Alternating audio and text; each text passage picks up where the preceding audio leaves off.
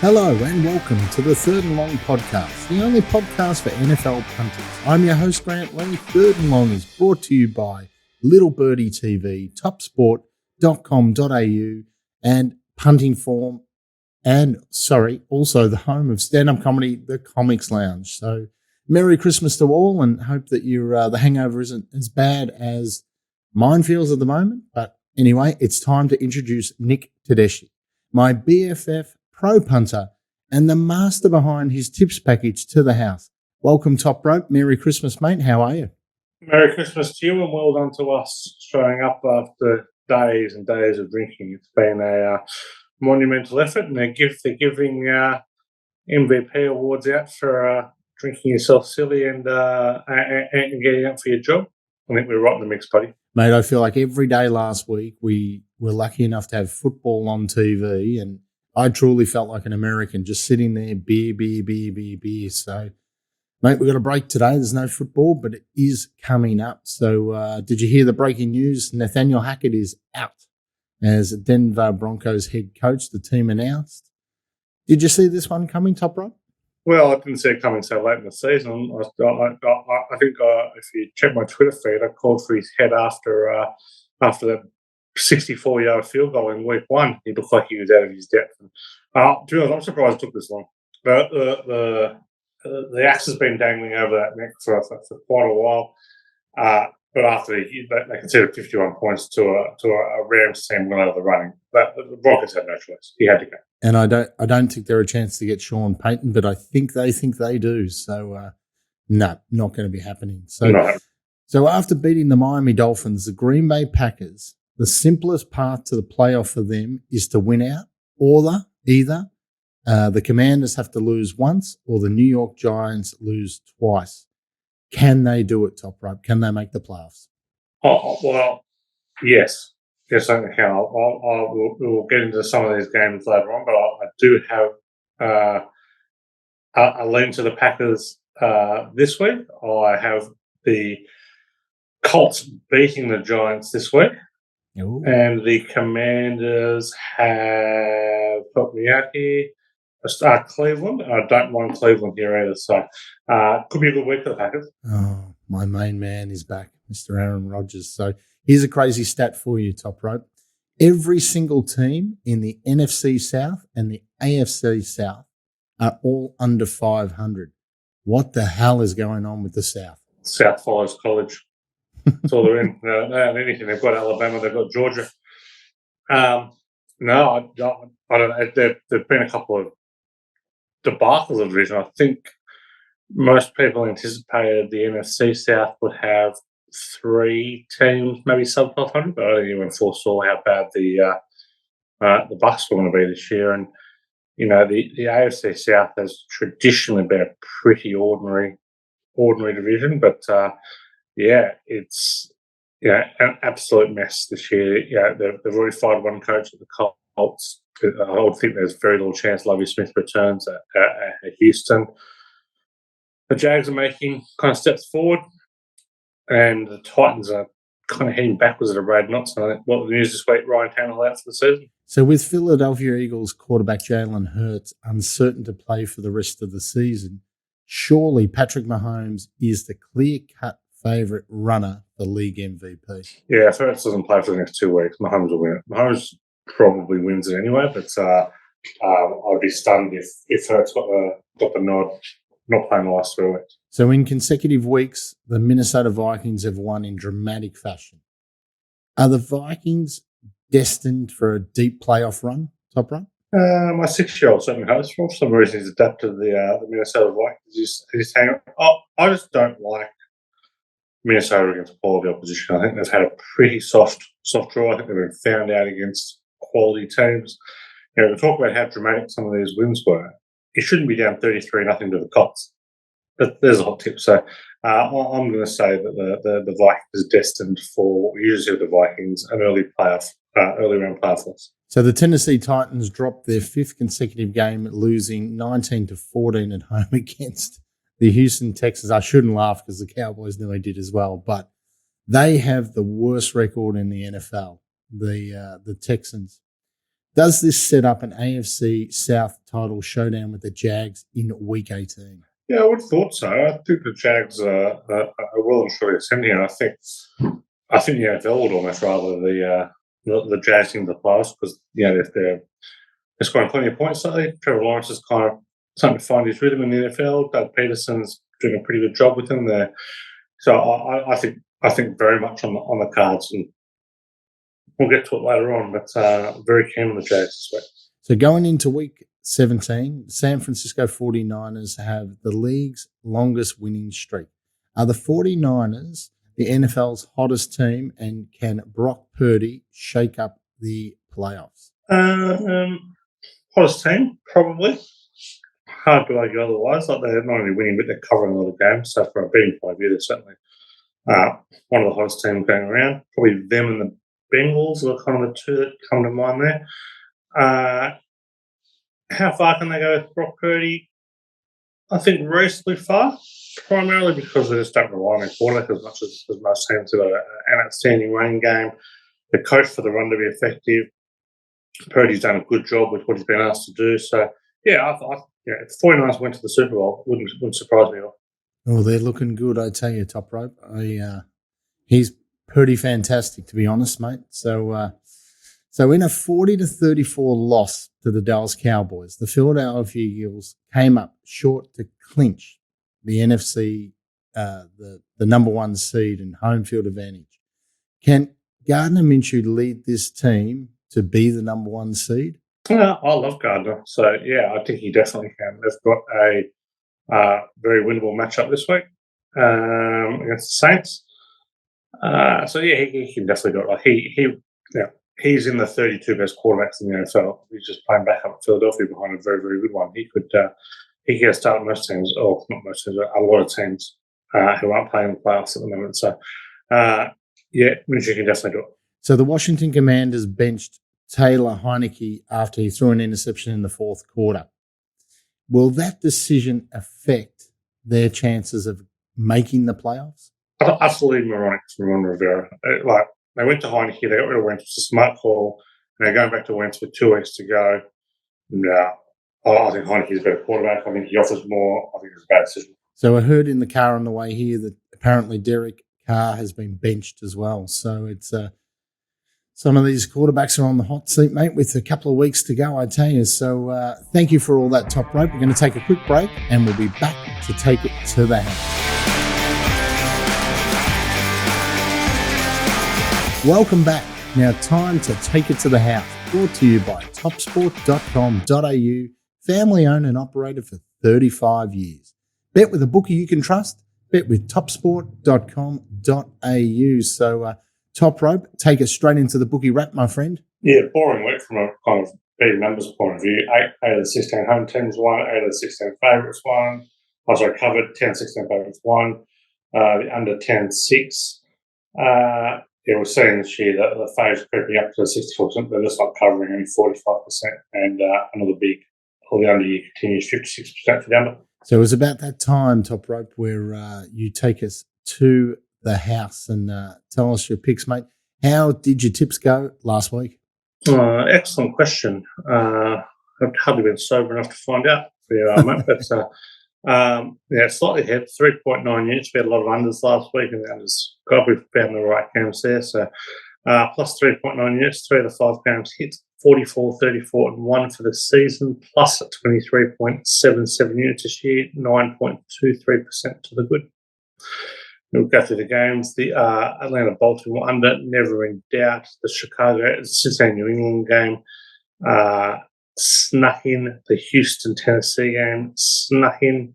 And the Buffalo-Chicago-Denver Rams games did not get close. Missed it by 7.5 and 29.5. So poor old Jerry's not here. He's stuck in transit, mate. The flights and the weather and everything over in America is a nightmare at the moment. So Toprope, take us to his shoebox, mate. How'd he go? Shoebox 1-4 last week. 8 units bet, down 4.2 units. He's 29, 33, and 4 for the year. Minus 12.81 units, minus 9.78% for the year. But you'd think he would be on the verge of getting hot. He hit the Packers. He was at that game, got the Packers +4, so he would have enjoyed that. But Broncos -2, lost by 37. Atlanta +7, bit stiff there, lost by 8. Commanders +7, they went down by 17. So we've been brought back to earth, mate. We've only got 7 matches in Australia for week 17. And let's jump straight into match number 1. It's Miami at New England, Monday, 5 a.m. ESPN. The line is Pats -3, and the total is 42 points. So, look, the winner controls their own destiny in the AFC wildcard race. The Dolphins are 3-5 on the road and in the midst of a 4-game losing streak. The Patriots are 3-4 at home and have lost 4 of 5 games. Miami won their first meeting 20-7 in week 1. What say you, Toprope? Yeah, no, Tua. It looks like this week as well. He's in concussion protocol again. I'd be surprised if he played. So looking at Teddy Bridgewater there, I think the line probably reflects that. Can't find a side here. No angles at all, but betting the under, probably no surprise. 67-42-1 in division outdoor games. The under is 4-1 when Miami are for loss, 4-0 when the Pats are at home. So on the under this week. Amazing. Thank you, Toprope. So match number 2, it's Indianapolis at New York Giants, Monday, 5 a.m. ESPN. The line, Giants -5.5, and the total is 39.5. So the Giants are still in the playoff hunt, and they have to beat the other 3 AFC South teams by an average of 5 points per game. So Saquon Barkley's averaged 5.3 yards per carry in the last 2 weeks, which is pretty damn good. And now he's about to take on the Colts defense off a short week. Where's the play on this one, Toprope? Yeah, don't mind the Colts here. I'm not sure they're 10-1-1 against the number off a home loss. Dogs in the total of less than 42 have a very good record. Colts have also covered 9 of 11 off scoring less than 15 points. I lean towards the under, but I lean towards the Colts. But best bet this one, the under. These are both very strong under teams in a very strong under position. Under 94, 62-2, and the total is less than 40. 23-5 when the Colts are off a double-digit home loss. 34-15-3 when the Giants are at home. 20-7 when the Giants play a losing team. So all over the under this one. A small bit of the Colts. Match number 3, ladies and gentlemen, is New Orleans at Philadelphia, Monday, 5 a.m. on 7 Mate. The line is Eagles -6, and the total is 43.5. So Jalen Hurts remains uncertain for the matchup. I don't think he's going to play. But the offense has proved that they can still operate at a very high level with Gardner Minshew as quarterback. Andy Dalton has taken just 5 sacks in the last 4 games. Who are we backing in this one, Toprope? Yeah, not a huge betting game for me. Don't like much here. Probably a small bet on the Saints here. They're 40-19 against the spread on the road. The Eagles 3-7-1 against the spread off scoring 30+, 1-4 against the spread against a losing team. Minshew in charge, I think they showed nothing against the Cowboys. It's just he can be reasonably effective, but maybe a touch of value on the Saints here. But this line moved from 7.5 to 6, so it suggests Hurts will not play. So tough game, probably not want to get too heavily involved in. So match number 4, New York Giants at Seattle, Monday, 8:05 a.m. on 7 Mate.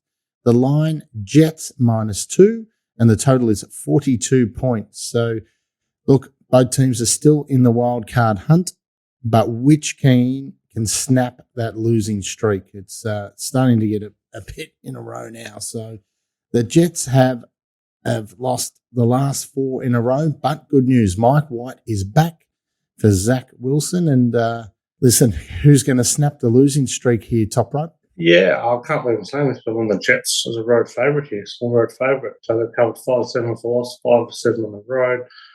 Seattle have failed to cover their last 4 for loss, failed to cover their last 4 against the losing team. Best bet in the game, though. The under is 59-30 and spread as a road fave this year. Jets are 4-1 under on the road. The Seahawks, their offense is spluttering, and they're 6-2 under, off scoring 15 or less. So the under here and the Jets. So match number 5, Minnesota at Green Bay, Monday, 8:25 a.m. on ESPN. The line, Packers -3.5, and the total is 48.5.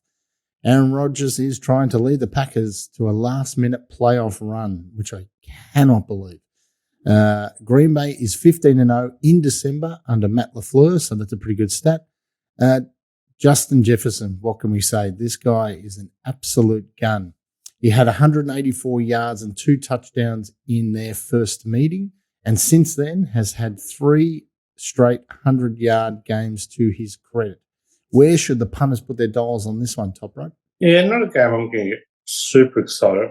I've got to be with Green Bay here if I am the sides here. Mainly Minnesota, 3-10 against the spread, against a team with a losing record. The home team has also covered 9 of the last 13 in this head-to-head matchup. So lean towards the Packers, lean towards the under 2, mainly on the back of under 67, 42-1 division outdoor games. Minnesota, big over team though. And the Packers, as grinding as they've been, have been an over team in their division. So not a huge confidence game, but leans towards the Packers in the under. So match number 6, it's the Sunday night football matchup against Pittsburgh at Baltimore, Monday, 12:20 p.m. ESPN. The line, Ravens -3, and the total is 35.5. So Lamar Jackson's status still remains uncertain. I still don't think he's going to play. Baltimore won the first meeting 16-14 despite rushing for just 94 yards, and 3 Pittsburgh turnovers did help. With the Ravens still set up to win the NFC North, can they take home field advantage if they get this one, Toprope? Yeah, that looks like cool, but this line seems to be 3 every single time these teams have met. They're always close games. Going to lean the Steelers in this one. The underdog is 26-3 against number 1. These two play head. They hate each other. Dogs total less than 42. Put the Steelers in the frame again. Steelers have covered 4 or 5 in a row.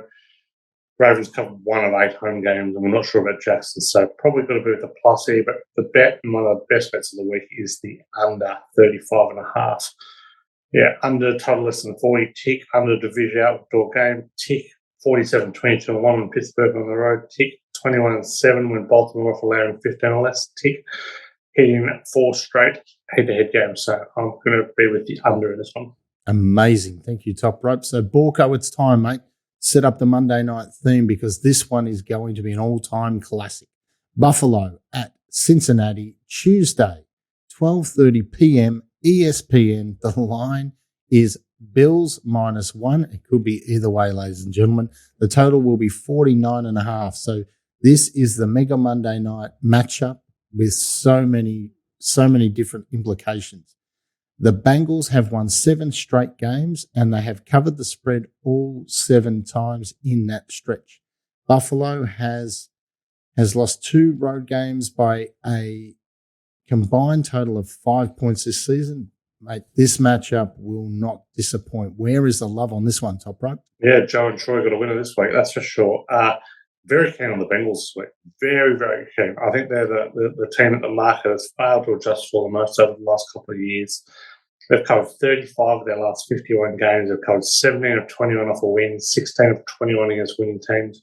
Buffalo covers 1 of 5 against a winning team. So I am with the Bengals here and very, very confident about it. Amazing insight once again, Toprope. And ladies and gentlemen, head to the Little Birdie shop, jump on the packages, especially from Toprope. You've just heard he's given you all this information, all these stats. He knows what he's talking about. Football is his love. So if you head to littlebirdie.live, you'll find in the Little Birdie shop, you'll find To the House, which is Toprope's, and the Shoebox, which is Jerry's. And guys, it's $22 a week. Jump on there and start to sound serious about your football. So, Toprope, in saying that, have the prices changed at all in the Super Bowl race? Yeah, we're seeing the Eagles drift a touch, mainly based on the Hurt situation here, but we've got kind of 5 pretty clear-cut favourites here. The Bengals are probably the big favourite over the last month. They're into $9 now. You've got the Cowboys now with a chance, $13, but they're surprisingly the only team between 9 and 21. Vikings out the back door, 21. Ravens, 26. So, Yeah, we've got the Bills, Chiefs, and Bengals from the AFC, the Eagles, Niners, and Cowboys from the NFC, clear-cut favourites there. And I think you'd struggle to find anyone outside of that 6 million. So each week, we're granted $100 to invest by our sponsor at topsport.com.au for our charities. And for everyone playing at home, I jumped out to a 6-1 lead. And it's fair to say, Toprope, I have been absolutely smashed, mate. I am at 7-9. I had the Eagles last week at the +5.5. And just against your Cowboys. Yeah, just like the Cowboys, they decided to win by 6. So I must apologise to my charity. But technically I did have a win because I'm a Cowboys fan. So how did you go on that one, Toprope? Yes, snuck in, had the under in the Bengals Patriots game, 41.5, got to 40. Pats blew it at the end, so very nice. And Jerry smashed me as well. So for everyone playing at home, Toprope is going to win the title. There's no doubt about it. He is 10-6. Jerry is 9-7, and I am sitting on the bottom at 7-9. So my calculations tell me that I have basically got 1-8 in the last 9 weeks there, Toprope. So don't pick anything I pick, ladies and gentlemen. It doesn't work. So in saying that, I'm on the winners list this week, mate. I've got the Vikings +3.5. Who you got? I'm taking the Jags. Jags -4. And for everyone listening, Jerry has chosen the Commanders -2. So good luck, boys, and hopefully I can try and get to be ending the season on 500, but I don't think it's going to happen there, Toprope. But speaking of winners, our 3rd and long ankle breaker competition, our winner for week 16 was Mark at the Kid MG. He tipped the Bucks by 3 points and got it on the button. So congratulations there, Mark. And I tell you, you'd want to enter this competition. You've got a few more weeks to go, and it's quite easy, guys. To enter the competition, you basically just pick the team and the margin. For example, the game this week will be Pittsburgh at Baltimore. I would say that Baltimore's going to win by 3 points. So tag your friends and just tag us as well. So you'll need to put in there littlebirdie.tv, 3rd and long TV. And it's that sad time again here, Toprope. We have to sign off, mate, and we wish Jerry all the best. I'll probably send him a couple of text messages after to make sure he's safe and stuff like that. And, mate, this is our last show for the year. So it's a little tear in my eye. And, mate, that's a wrap. 17th show of the year, mate. So everyone out there, remember to hit the Little Birdie shop at littlebirdie.live. Subscribe to the tips packages from Toprope and Jerry. Make sure to follow us on YouTube. Tick us. Hit us with the 5 stars, everything like that. We will love you forever. You can find us in the Apple Store, on Spotify, on SoundCloud, or wherever you listen to your podcast.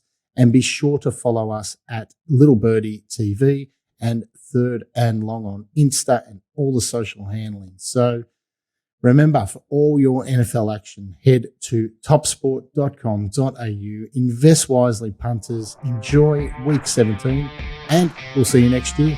Thanks, mate.